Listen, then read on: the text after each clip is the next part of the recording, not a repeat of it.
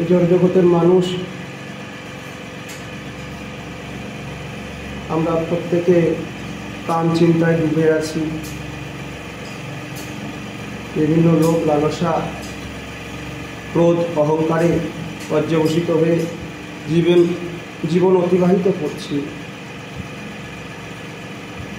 কিন্তু যেই কারণের জন্য প্রভু এই ধরাধামে পাঠালেন সেই কথা ভুলে গেছি।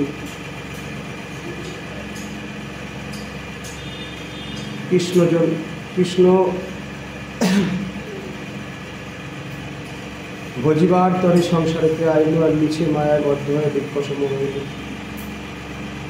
আমরা কৃষ্ণ ভোজতেই এই সংসারে এসেছি, কিন্তু এই যে অসার সংসার, অসার কেন বললাম? যে সংসারে কোনো সার বস্তু বলে কিছু নেই। যতই আনন্দ, যেইটুকুনি তা নিরানন্দের কারণ হয়ে দাঁড়ায় পরবর্তীতে। যেই আনন্দের জন্য আমরা ঘুরে বেড়াচ্ছি, আনন্দ খোঁজাই আমাদের ধর্ম। ধর্ম বলতে এখানে শরীরের ধর্ম, মনের ধর্ম। আমরা সবসময় আনন্দের পিছনে ঘুরে বেড়াচ্ছি, ছুটে বেড়াচ্ছি, কিন্তু আনন্দ কোথায় আছে? আনন্দ কি স্ত্রী, পুত্র, স্বামী, পরিজনের, আত্মীয় স্বজনের মধ্যে তাদের ভালোবাসায় আছে, না পয়সা, অর্থ, বৈভব, ঐশ্বর্যতে আছে? অনেক সময় মনে হয় যেন হ্যাঁ, এইগুলোই আমাদের সব কিছু আনন্দ দিচ্ছে। কিন্তু একবার একটু ভেবে দেখুন তো, পক্ষান্তরে আপনার যখন খুব সময় খারাপ যায়, বা বার্ধক্য এসে দাঁড়ায়, বা কর্মহীন হয়ে পড়ি, তখন কি আমরা যেইভাবে আত্মীয় পরিজনের কাছ থেকে বা এই জড়জগতের জীবের কাছ থেকে যেইভাবে আমরা ভালোবাসা বা আদর আপ্যায়ন পাই, সেইটা কি সম্পূর্ণ পুঙ্খানুপুঙ্খভাবে মিলে? না। কারণ এই জগৎ সংসার স্বার্থকেন্দ্রিক, প্রত্যেকের মধ্যে স্বার্থ বিরাজমান। কেউ বিনা স্বার্থে কোনো একটা পাও নড়ায়, কেউ বলুক আর না বলুক, আমরা প্রত্যেকেই স্বার্থান্বেষী। কিন্তু এই স্বার্থটা যদি ভগবৎ ক্রিয়াকর্মের উদ্দেশ্যে হয়, তাহলে এই স্বার্থটা পরবর্তীকালে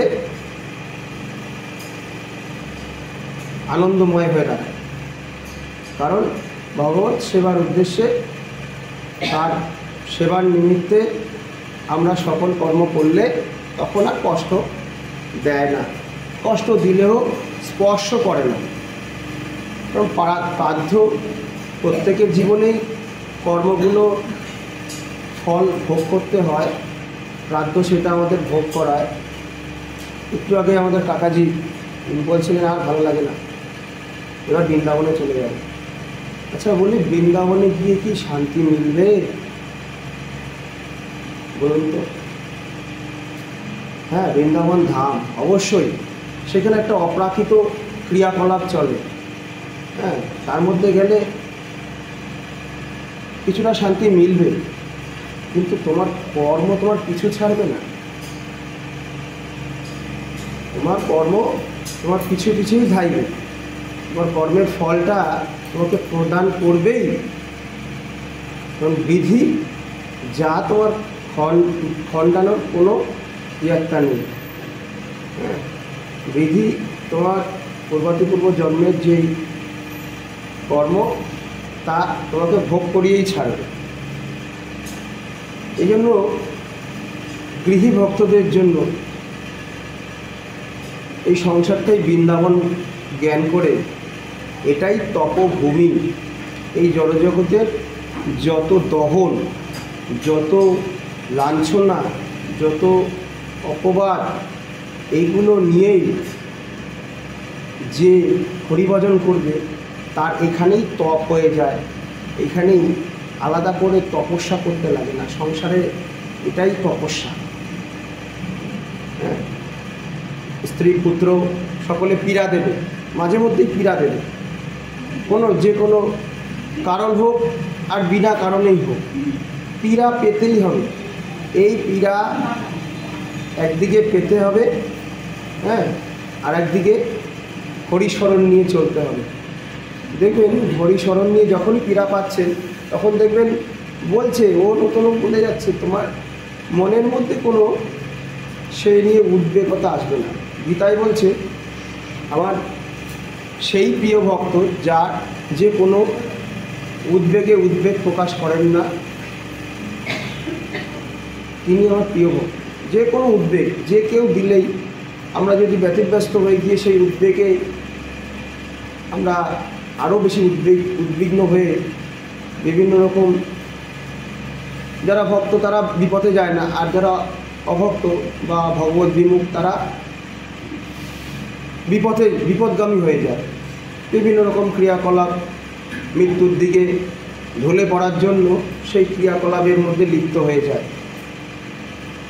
কিন্তু ভক্ত যেহেতু আশ্রয় নিয়ে চলে, শ্রী গুরুদেবের কৃপায় তার কোনো অধোগতি হতে দেয় না। গুরুদেব তাকে নিত্য নিরন্তর শুভ বুদ্ধি প্রদান করে থাকে।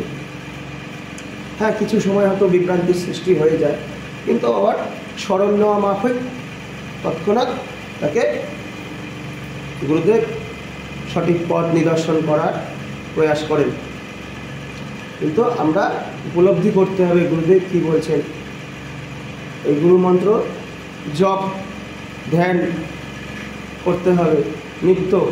যারা গুরু দীক্ষা পেয়ে গুরুমন্ত্র জপ করেন না, তাদের গুরু ত্যাগ হয়ে যায়, গুরু থাকে না, গুরুদেবের কৃপা তার মধ্যে থাকে না।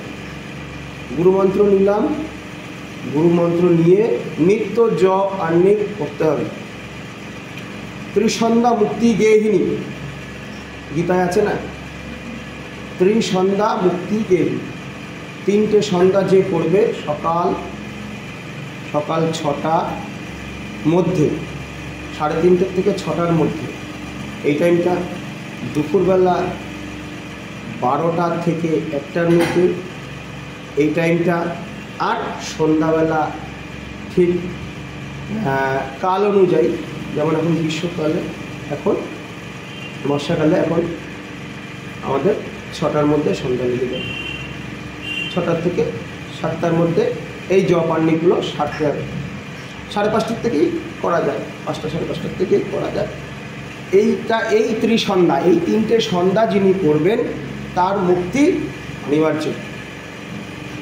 এবার বলছি, যা সময় নেই, যে বিভিন্ন রকম কর্মের মধ্যে ব্যস্ত, অন্তত 2টো সন্ধ্যা করো, না পারলে 1টা সন্ধ্যা করো।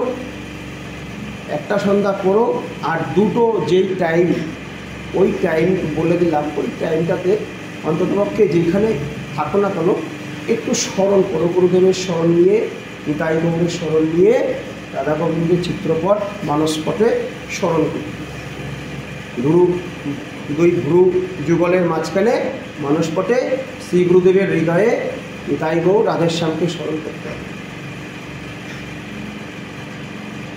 আর যদি পারো, যে গুরুদেব দিয়েছেন, না দিলেও করতে পারো, যে আমাদের লীলাগুলো, গৌর লীলা স্মরণ করা বা ব্রজলীলা স্মরণ করা, এই স্মরণের মাধ্যমে আমরা স্মরণাঙ্গ ভক্তি যাজনের মাধ্যমে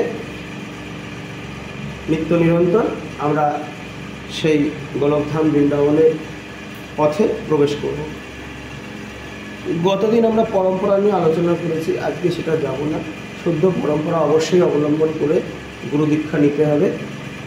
যাক, আজকে আসি কিছু অপরাধের কথা নিয়ে। প্রথম বলি, দেখুন,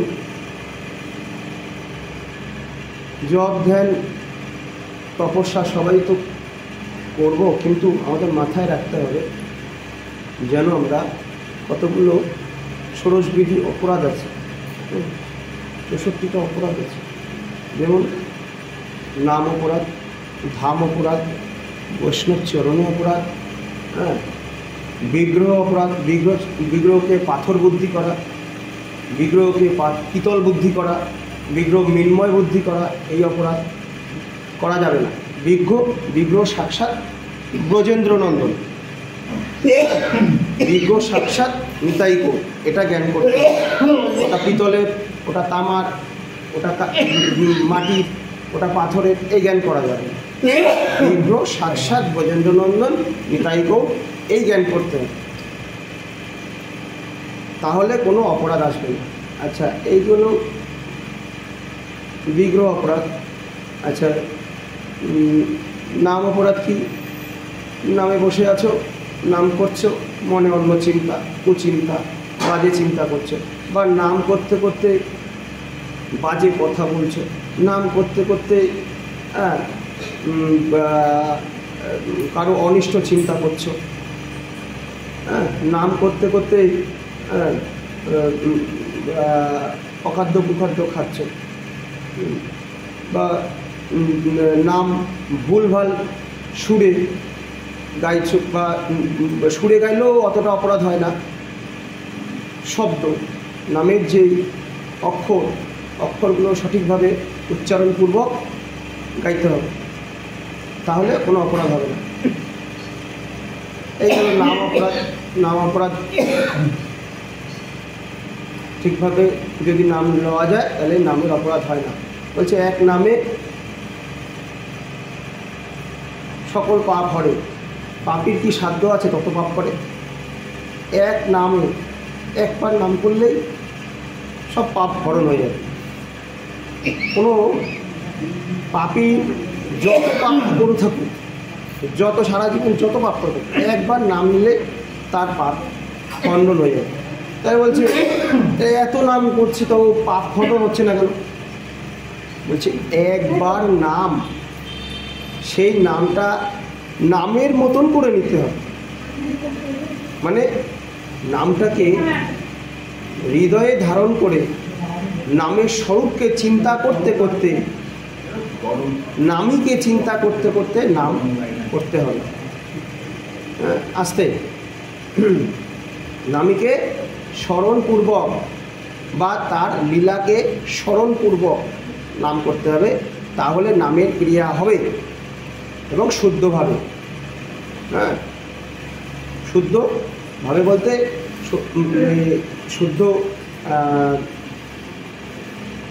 মনটাকে শুদ্ধতা করে। আমার মহাপ্রভু কিন্তু এই নামের জন্য, এই যে মহানামের বলেন, আর এই জগৎ সংসারে আরও যে নামগুলো চলে, এই নামগুলো সমস্ত নাম, হ্যাঁ, যে কোনো পরিস্থিতিতেই শুদ্ধ অশুদ্ধ কোনো জ্ঞান তিনি রাখেননি। হ্যাঁ, পায়খানায় বসেও অশৌচ অবস্থায়ও নাম করা যাবে, কিন্তু মন্ত্র নয়। মন্ত্র জপ স্মরণ একমাত্র আসন বসে, আসনে শুদ্ধি করে, হ্যাঁ, দেহ শুদ্ধি করে তারপরে মন্ত্র জপ করতে হবে।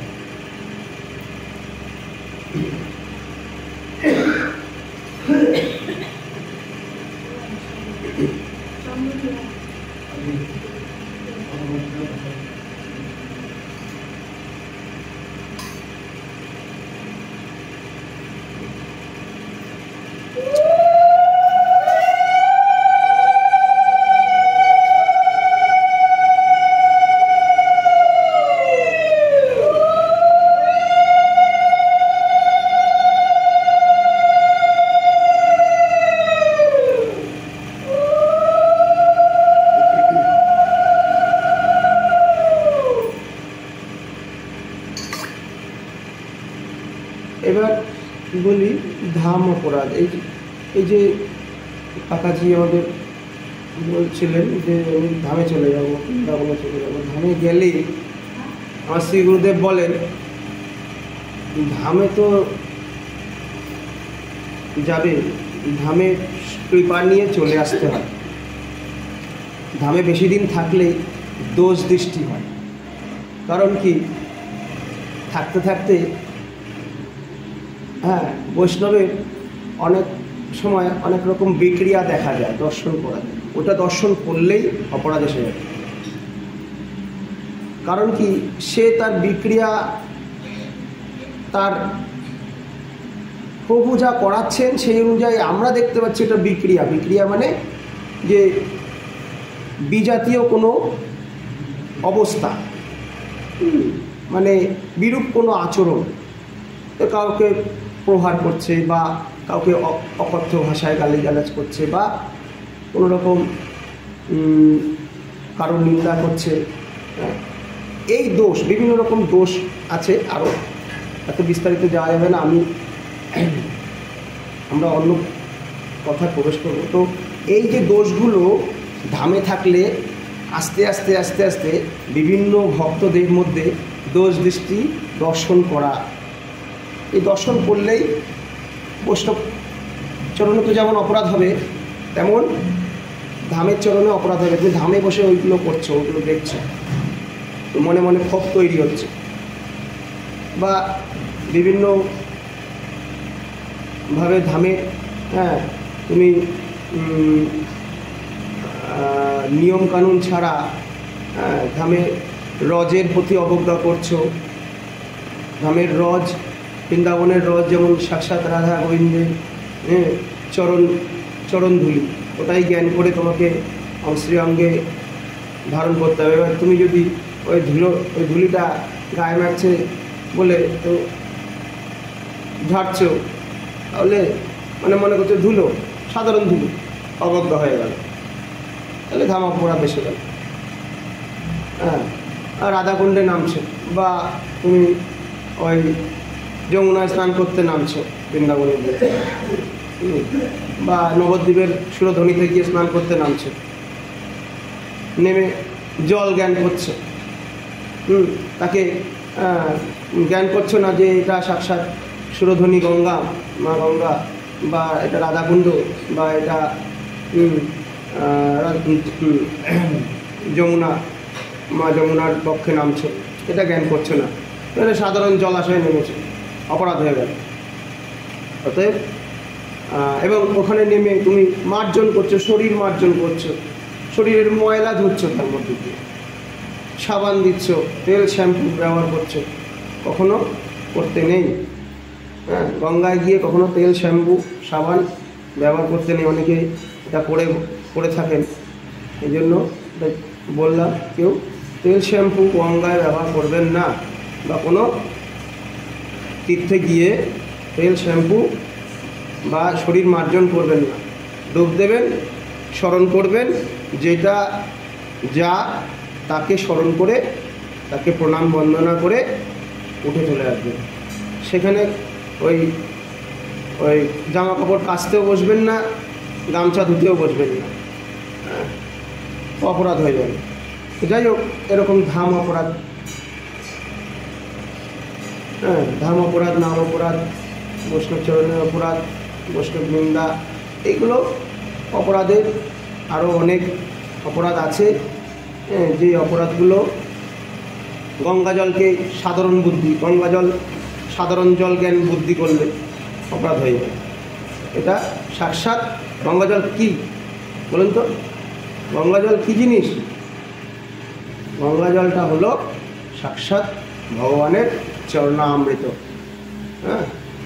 ওই গৌরবধাম থেকে নেমে আসছে, গঙ্গোত্রী যমুনেত্রী রূপে, গঙ্গোত্রী হিমবাহ থেকে নেমে আসছে। তার আগে কোথায়? মহাদেবের জটায় ওই গঙ্গা ধারণ করলো। মা গঙ্গা সেই জটার থেকে আবার এই ধরিত্রীতে নেমে আসছে, এবং এই জন্য গঙ্গাজলে স্নান, এই গঙ্গাজলে যদি আমরা স্নান আদি করি, আমরা এই জন্য পবিত্র হই, কারণ মহাপ্রভু সাক্ষাৎ ভগবানের চরণামৃত। যে নিত্য যে চরণামৃত এই রূপে এই গঙ্গাজল সেবন করি, তার নিমেষের মধ্যে পাপ নষ্ট হয়ে যায় এবং শুদ্ধ আত্মা শুদ্ধ চিতাত্মার উদয় হয়, শুদ্ধ বুদ্ধির উদয় হয়।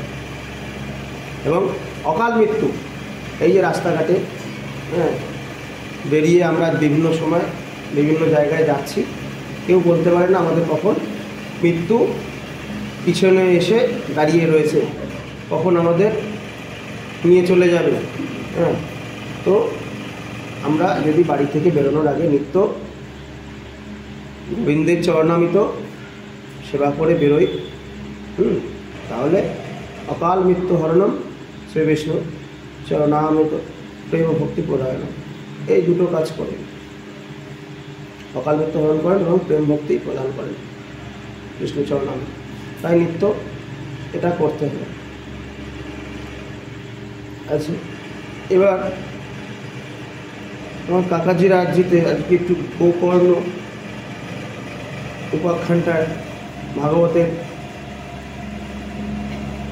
থেকে আলোচনা হবে।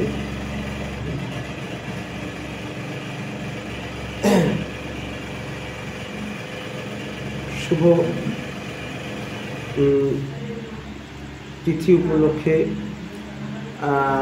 আমি আমার আমার ঠাকুরমা আজকের দিনে গত হয়েছেন, সেই কারণের জন্য এবং কাকাজির কথা রাখার জন্য আজকে গোকর্ণ উপাখ্যান, সেই উদ্দেশ্যে আমরা একটু আলোচনা করব। যেমন এই মৃত ব্যক্তির উদ্দেশ্যে আত্মার শান্তি কল্যাণের জন্য এই গোকর্ণ উপাখ্যান এবং আমাদের হরিদাস নির্যান এগুলো আমরা আলোচনা করে থাকি, কারণ এর মাধ্যমে তিনি এই বায়ুমণ্ডলে যদি থেকে থাকেন, যদি তার কোনো জন্ম না হয়ে থাকে, তো তিনি এখানে এসছেন বা তাকে ভগবত কৃপা শ্রবণ কীর্তন করার জন্য তার মন ব্যাকুল হয়ে এখানে ছুটে আসবে।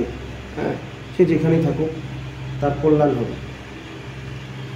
এই জন্য আমরা এই উপাখ্যানগুলো আলোচনা করি থাকি। তো এই উপাখ্যানটা হলো গোকর্ণ উপাখ্যান ভাগবতের। আত্মদেব নামে একজন ব্রাহ্মণ ছিলেন। তিনি তার নিজের জীবন খুব নিয়মনিষ্ঠভাবে পরিচালনা করতেন। তিনি দান ধ্যান তপস্যা আদি করতেন, বিভিন্ন রকম সেবামূলক কাজ করতেন। এইভাবে জীবন অতিবাহিত করতেন, কিন্তু তার স্ত্রী অতটা সেই সদাচারী মনোভাব ছিল না, সে তার মতন করে চলতেন। এবং এই দম্পতির এত ঐশ্বর্য ছিল একসময়, সেই ঐশ্বর্য ওই আত্মদেব ব্রাহ্মণ তিনি এই দান দক্ষিণা করে তার অনেক অর্থ অপচয় করে ফেলেছে। কিন্তু তাদের জীবনে একটি সন্তানের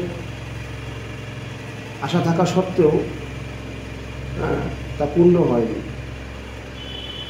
একটা সময় তিনি খুব ব্যথিত হৃদয়ে হয়ে সেই এই গৃহ ছেড়ে তিনি বনে চলে গেলেন।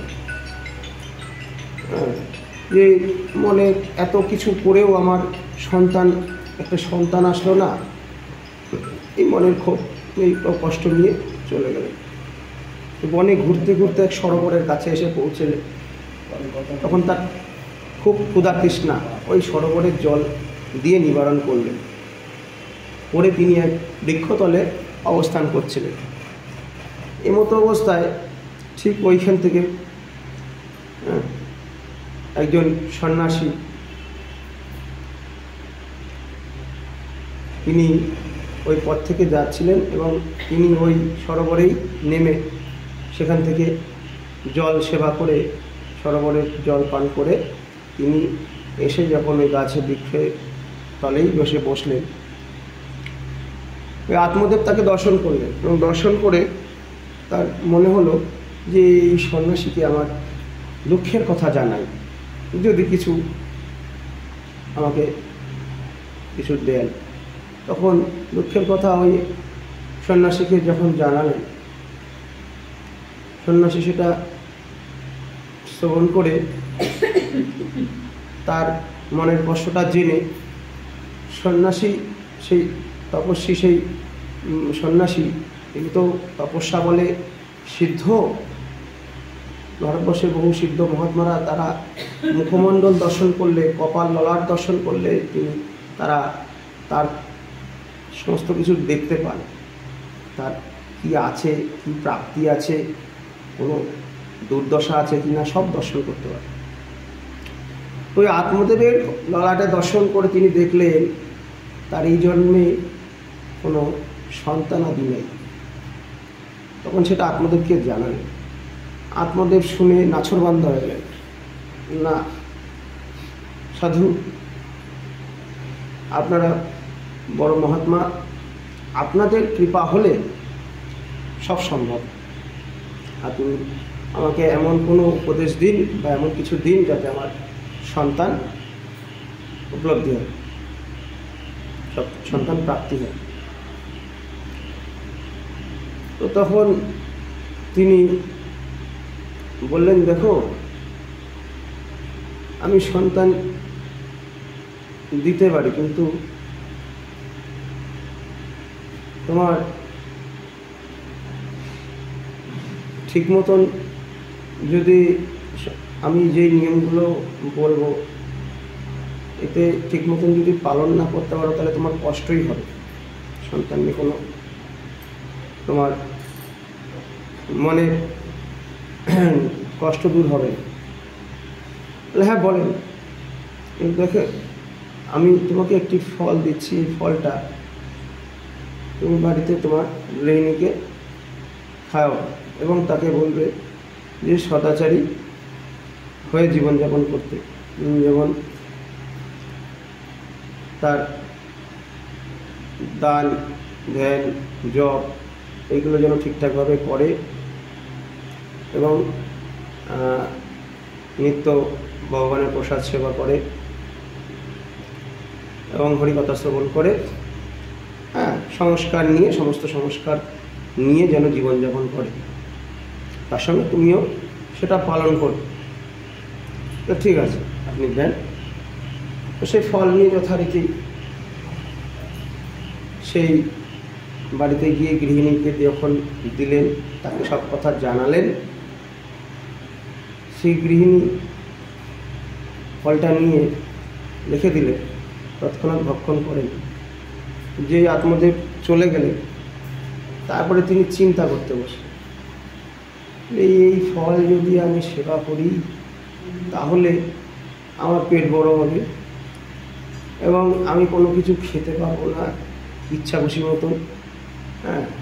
আমাকে এই যদি এই অবস্থায় এই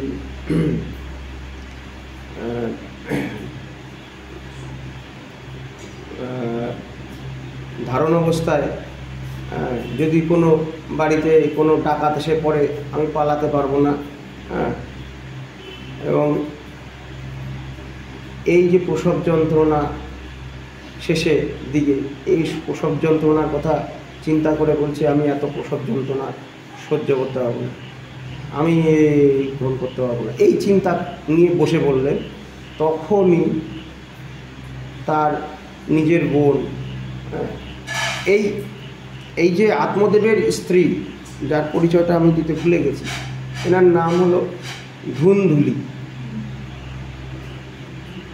ইনি হলেন প্রচণ্ড কুড়ে মানসিকতার মানুষ। এই ধুন্ধুলি প্রতিটা ঘরে ঘরে আছে এখন বর্তমানে, যারা স্বামী পরায়ণ না, যারা স্বামী যে স্বামী ধর্মমান, তার ধর্ম যিনি পালন করেন তাকেই ধর্মপত্নী বলা হয়। স্বামী যদি ধর্মমান হয়ে থাকেন, তার ধর্ম পালন করাই একমাত্র স্ত্রীর কর্তব্য। কিন্তু আজকালকার যুগে সেই ধরনের স্ত্রী পাওয়া খুব কঠিন। তো কিছু যেমন দিকগুলো আছে, তার আচরণের দিক দিয়ে তিনি সবসময় কটু কথা বলে থাকেন। হ্যাঁ, নিজে শ্রদ্ধা সেরকম নেই স্বামীর প্রতি। এরকম একজন ব্যক্তিত্ব ধুন্দুলি। তো ওই ধুন্দুলির সেই বোন যখন আসলেন, তখন বোন সমস্ত কিছু ঘটনা শ্রবণ করে বোন বলছে, তোর চিন্তা নেই দিদি, আমি এই মতো অবস্থায় সন্তান ধারণ করে আছি, আমার গর্ভে একটি সন্তান আছে, আমার তো আরও সন্তানরা রয়েছে, তো তুই চিন্তা করিস না, আমি এই সন্তানটা তোকে দিয়ে যাব, তোর এই ফল খেতে হবে না, তুই এই ফলটা ওই তোর বাড়ির যে গোমাতা আছে তাকে খাইয়ে দিই।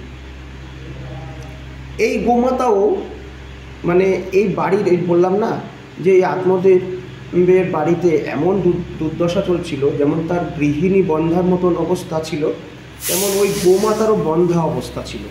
হ্যাঁ, গোমাতারও কোনো সন্ততি মানে ছিল না, মানে কোনো বাছুর ছিল না, হ্যাঁ, হচ্ছিল না।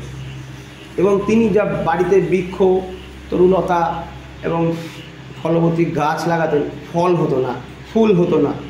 হ্যাঁ, এইরকম একটা দুর্দশাগ্রস্ত অবস্থায় আত্মদেব জীবন ধারণ করছিল।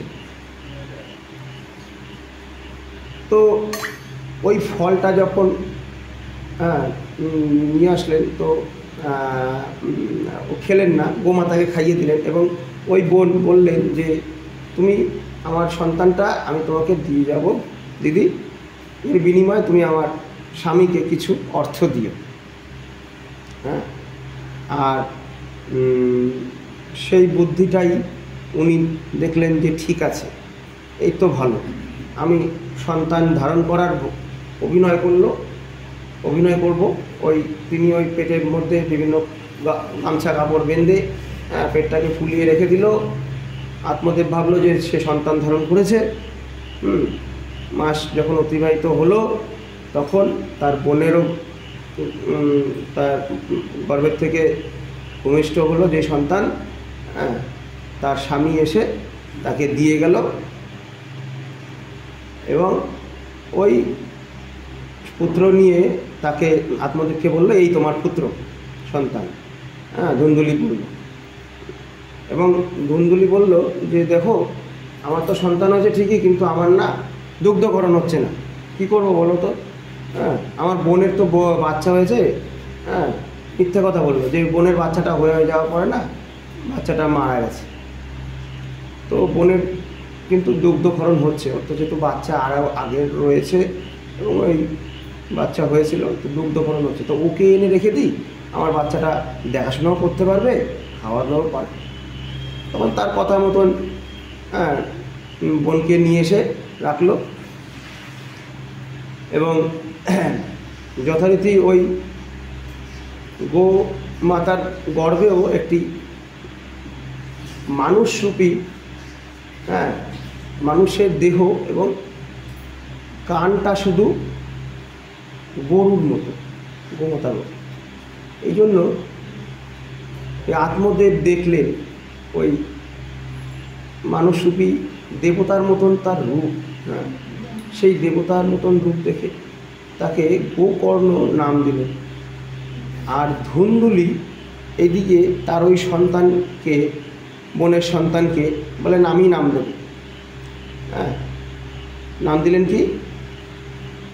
নাম দিলেন ধুন্ধুকারী, তার নামের অনুসরণ করে ধুন্ধুকারী। দেখুন, এখানে একটা কথা বলি, এই যে আমরা সন্তান আসার পরে আমরা নিজেরা উদ্ভট এখনকার মানে মেয়েরা কি ছেলেরা কি তাদের নিজেদের সন্তানদের উদ্ভট নাম রাখতে ব্যস্ত হয়ে যায়, বিভিন্ন রকম নান্টু, পল্টু, বিল্টু, হ্যাঁ, এ সমস্ত ওই কুকুরের নাম। হ্যাঁ, আমরা সন্তান, একটা মানুষরূপী সন্তান, তার ওই সমস্ত নাম রাখি। হ্যাঁ, কিন্তু নামকরণ ভগবান স্বয়ং দেখিয়ে দিয়ে গেছেন যে ভগবানের 108টা নাম কারা দিয়েছিলেন? সব সাধু মহন্তরা। কারা দিয়েছিলেন? তার পিতামাতা। হ্যাঁ, পিতামাতা সে সাধু ছিল। এই জন্য যারা দাম্পত্য জীবনে সাধুতা আচরণ করেন না, তারা অবশ্যই যে কোনো সাধুর কাছে গিয়ে, বৈষ্ণবের কাছে গিয়ে তার পুত্রের দিনক্ষণ তারিখ অনুযায়ী, তিথিক্ষণ অনুযায়ী, হ্যাঁ, নামটা বৈষ্ণবের কাছ থেকে ধারণ করলে, বৈষ্ণব যদি দেন, হ্যাঁ, বৈষ্ণব তিথিক্ষণ না দেখে দিলেও যদি কোনো নাম দেন, তো সেই নামটাই যদি ওই সন্তান ধারণ করে চলে এবং সেই নাম ধরে পিতামাতা যদি ডাকে, তাহলে ওই সন্তান, হ্যাঁ, নিজের জীবনে লক্ষ্য খুঁজে পায় এবং সাইন করে। তো আজকাল আমরা তো সেটা করি না। এই জন্য সন্তানদের মধ্যে বিভিন্ন রকম দোষ দৃষ্টি, বিভিন্ন রকম ক্ষিপ্ততা, সবসময় জেদি, একগুঁয়েমি বাচ্চাদের মধ্যে, পা ছোড়াছুড়ি, হাত ছোড়াছুড়ি, বড়দের সম্মান করছে না। হচ্ছে কেন হচ্ছে? আমরা যে উপনয়ন, উপাচার, এইগুলো সন্তান হওয়ার পরে আমরা করি না। নামকরণ, এগুলো আমরা করি না, এগুলো আমরা সব ভুলে গেছি। কিন্তু এগুলো আমাদের শাস্ত্রে নিবন্ধ করা আছে, এগুলো করতে হয়। তাহলে একটা সন্তান সম্পূর্ণভাবে এই জড়জগতে সকলের কাছে মাথা তুলে দাঁড়াতে পারে, জগৎ কল্যাণে আসতে পারে এবং মানুষ তাকে মৃত, মানে মরে যাওয়ার পরেও মনে রাখে, স্মরণ রাখে। আমরা যে সমস্ত নাম এই মহাত্মা এই পৃথিবীতে বিচরণ করে গেছে, মনে রাখি না? কেন মনে রাখি? তারা কিন্তু তাদের পিতামাতার আদর্শ সন্তান রূপে, হ্যাঁ, তাদের পিতামাতা তৈরি করে এই জগতে উদ্দেশ্যে সমর্পণ করে গেছে। তাই আমরা তাদেরকে মহাত্মা রূপে স্মরণ করে থাকি। আচ্ছা, তো যথারীতি সেই ধুন্ধুকারী যে সন্তান, সেই সন্তান, ওই ব্রাহ্মণ কিন্তু দশবিধ উপাচারের করলো, তাকে করলো, এবং ওই যে গোকর্ণ তাকেও করলো, তাকেও নিজের সন্তান জ্ঞানে সমস্ত কিছু করলো।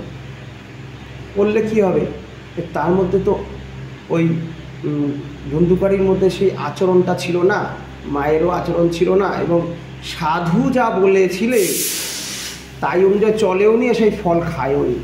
এটা তো বোনের সন্তান, তো সেই সন্তান কত আর ভালো হতে পারে? তো সেই মতন দিনন্তে দিন বড় হচ্ছে, আর তার অত্যাচারে, হ্যাঁ, মা বাবা, পাড়া প্রতিবেশী কেউ টিকতে পারত না। হ্যাঁ, কোনো বাড়ি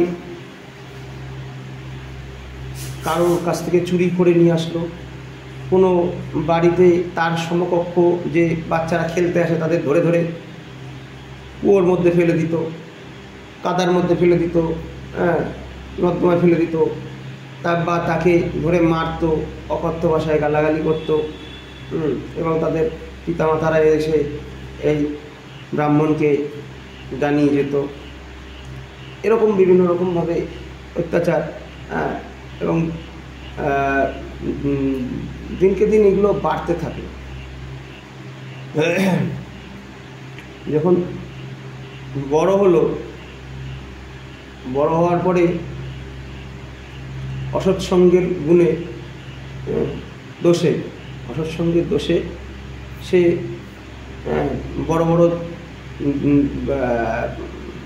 অন্যায় যত রকম সংসারে আছে, সেই অন্যায় করতে শুরু করলো, বেশ্যা গমন করলো, বেশ্যার ঘরে গমন করলো। এবং ওই বেশ্যা ঘরে গমন করার জন্য যেই অর্থের প্রয়োজন, সেই অর্থের জন্য পিতামাতাকে এসে অত্যাচার করতো, পয়সা দে নালে মারত, পয়সা দাও নালে মার, এই অত্যাচার করত। এই অত্যাচারে অতিষ্ঠ হয়ে আত্মদেব, যে ব্রাহ্মণ পিতা, একদিন খুব দুর্দশা, তার এই মনের পরিস্থিতি খুব খারাপ নিয়ে বসে আছে এক জায়গায়। তখন আর এইদিকে গোকর্ণ কিন্তু ছোটোবেলা থেকে খুব ধীর স্থির, ধৈর্য সহ্য, এবং তার মন সবসময় ভক্তি পরায়ণ এবং পণ্ডিত্য অর্জন করে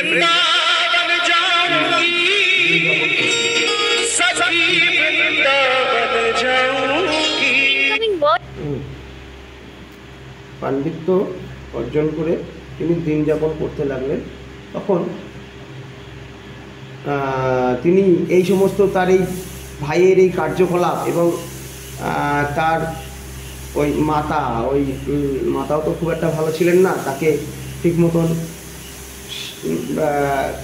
দেখতেন না, ভালোভাবে দেখতেন না। এই জন্য তিনি নিজের মতন করে, তার জন্য তার কোনো বিকার ছিল না।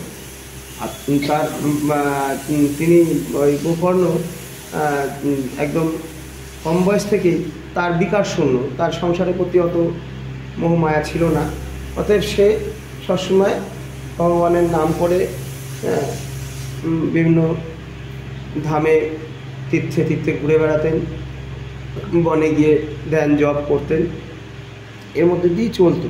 তো ওই করতেন, আর মাঝে মধ্যে এসে বাড়িতে এসে পিতা যেহেতু ছিল, পিতার কাছে এসে দেখা করে যেতেন। তো পিতার ওরকম একদিন এসে দেখে ওরকম দুর্দশা, আর সন্তান তার ওই ধুন্ধুকারী তাকে শুধু মারধর করে।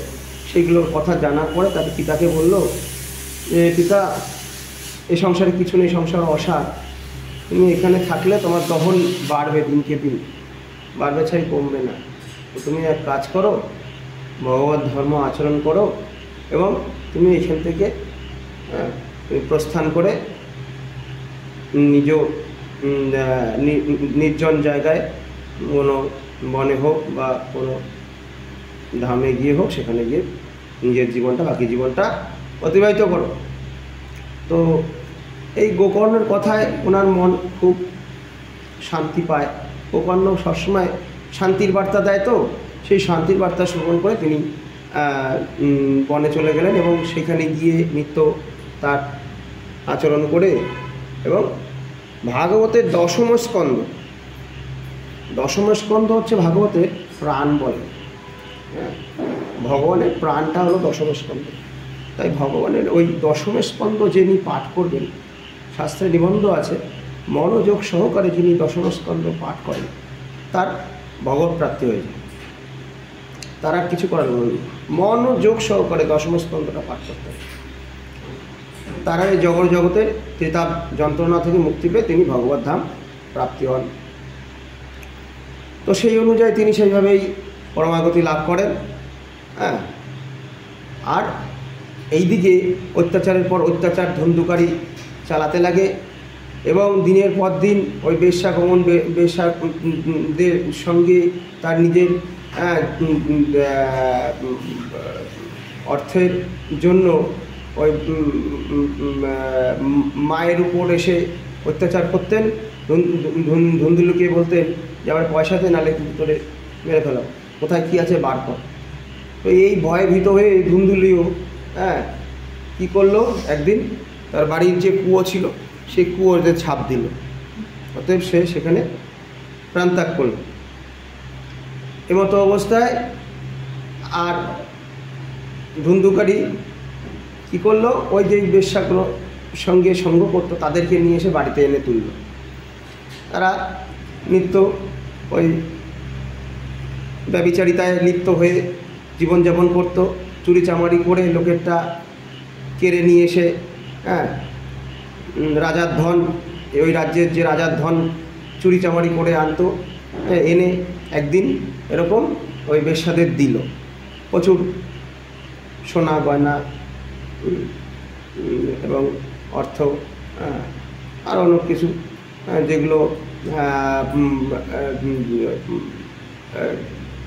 একজন বেশ্যা বা একজন নারীর যেটা প্রয়োজন প্রসাধনী দ্রব্য সেগুলো এনে এনে দিত। এইবার এই জিনিসগুলো বেশ্যারা মাথায় চিন্তা করলো যে এইভাবে কতদিন চলবে। এই ধন্দুকারী তো রোজ চুরি চামারি করে লোকেরটা কেড়ে নিয়ে এসে আমাদের দিচ্ছে। এই রাজা যখন এগুলো জানতে পারবে, রাজা তো ওনাকে আস্ত রাখবেন, মেরে ফেলবে। তো আমরা তখন কোথায় যাব? আচ্ছা, এক কাজ করি। ওই বেশ্যাগণ মিলে কী করলো, ওই ধন্দুকারীকে গলায় ফাঁস দিয়ে একদিন রাত্রে মারার চেষ্টা করবে, কিন্তু মরছে না। কী করবে, ওই উনানের যেই কয়লা, অগ্নিদগ্ধ কয়লা এনে মুখের মধ্যে ঠেসে ধরবে। সেই যন্ত্রণা সহ্য করতে না পেরে তখন সে প্রাণত্যাগ করল। ওই ধন্দুকারী প্রাণত্যাগ করার পরে সেই বেশ্যাগণ কী করলো, তারই গৃহের এক জায়গায় গর্ত করে সেখানে পুঁতে দিয়ে তারা ওখান থেকে পালিয়ে চলে গেল। ওই সোনা গয়না যা যা দিয়েছিল ধন্দুকারী তা নিয়ে পলায়ন করে। এমতো অবস্থায় এই যে এইভাবে তার মৃত্যু হলো, এই মৃত্যুটা তো স্বাভাবিক মৃত্যু হলো না। এই ধরনের যাদের মৃত্যু হয় তাদের আত্মা সদ্গতি হয় না, প্রেতযোনি প্রাপ্ত হয়। তো প্রেতযোনি প্রাপ্ত হয়ে ওই গৃহেরই চারিপাশ শুধু অতৃপ্ত অবস্থায়, কোনো কিছু খেতে পায় না, কোনো কিছু ধারণ করতে পারে না, শরীর নেই, ওই আত্মারূপে, ওই প্রেতাত্মারূপে ঘুরে ঘুরে বেড়াচ্ছে। খুব খুব কষ্ট, প্রেতাত্মা কিন্তু খুব কষ্ট হয়। লোককে ভয় দেখায়, যদি বিনিময়ে কিছু পায়, লোককে ভয় দেখায় বিভিন্নভাবে। তো এইভাবে দিন ওখানে মানুষ সব ভয়ভীত হয়ে সন্ত্রস্ত। এরকম সময় আমাদের এই গোকর্ণ আবার বাড়িতে ফেরার চিন্তাভাবনা করল যে দেখে আসি কী অবস্থা। তিনি জানেন মা গত হয়েছে, ধুন্দুলি গত হয়েছে, জেনে গৃহে এসে দেখে ধুন্দুকরিও গত হয়েছে, সেও খবর পেয়েছে। এই জন্য তিনি গয়ায় গিয়ে পিণ্ডদান করে এসেন প্রত্যেকের উদ্দেশ্যে, পিতা মাতা ওই ভাই প্রত্যেকের উদ্দেশ্যে পিণ্ডদান করে এসেন। গৃহে গিয়ে যখন বসলেন, একটা সময় সেই ওই ধন্দুকারী, ওই আত্মা, প্রেতাত্মাটা এসে বিভিন্নভাবে ভয় দেখাতে শুরু করলেন, গর্জন করলেন বিভিন্ন রকমভাবে, দেহ ধারণ করলেন, কখনো অগ্নিরূপে, কখনো বায়ুরূপে, কখনো প্রেতের স্বরূপ রূপে, এক এক সময় এক এক রকম ভাবে তার সামনে এসে দাঁড়াচ্ছে এবং একটা উৎপাত চলছে। সেই উৎপাত দেখে তিনি তো আত্মজ্ঞানী, গোকর্ণ আত্মজ্ঞানী, তার কোনো ভীত হচ্ছে না, কিন্তু এটা কে তিনি বুঝতে পারছেন না। তখন তাকে ওই কুমণ্ডলীর থেকে, তার কুমণ্ডলীর থেকে একটু জল ছিটিয়ে দিয়ে, ওই ওই হাওয়া যে বায়ুটা চলছে ওর মধ্যে জল ছিটিয়ে দিয়ে বলল, তুমি কে বাছা, এখানে এসে এরকম উৎপাত করছো কেন? তখন ওই বায়ু থেকে ওই যখন ওই জলটা পেল, কুমণ্ডলীর জলটা পেয়ে খানিকটা পাপ ওই প্রেতাত্মার কমার পরে সে তখন বলে উঠলো বাড়িতে যে আমি তোমারই ভাই, আমি এই ব্রাহ্মণের ঘরে জন্মগ্রহণ করেও এই দ্বিচারিতা অবলম্বন করে যে আমি চলছিলাম, তার জন্য আমার এই দশা, আজকে আমার মৃত্যু যেভাবে ঘটেছে তার জন্য আমার প্রেতাত্মা, প্রেত হয়ে আমি ঘুরে বেড়াচ্ছি, আমি কষ্ট পাচ্ছি। ভাই, দাদা, আমাকে তুমি হ্যাঁ, এই প্রেতজনি থেকে উদ্ধার করো আমাকে, হ্যাঁ, তোমারই উদ্ধার করতে হবে। তখন তিনি বললেন যে আমি তো সবার উদ্দেশ্যে হ্যাঁ গয়ায় গিয়ে পিণ্ডদান করে এসেছি। দেখুন এইখানে এই যে এই কথাটা, পিণ্ডদান করলেই সকলের কিন্তু মুক্তি হয় না, দেখেছেন? ভাগবত বলে দিচ্ছে এই যে প্রেতজনি যাদের প্রাপ্ত হয় তাদের সহজে পিণ্ডদান করলেই হয় না, কারো কারো হয় বা সকলের হয় না। হ্যাঁ, এই জন্য তিনি এই কথাটা বলার পরে ধুন্ধুকারী বলছে তোমার পিণ্ডদানে আমি মুক্ত হব না, তুমি অন্য ব্যবস্থা করো। তখন বলছে আচ্ছা দাঁড়াও, আমি কি অবস্থা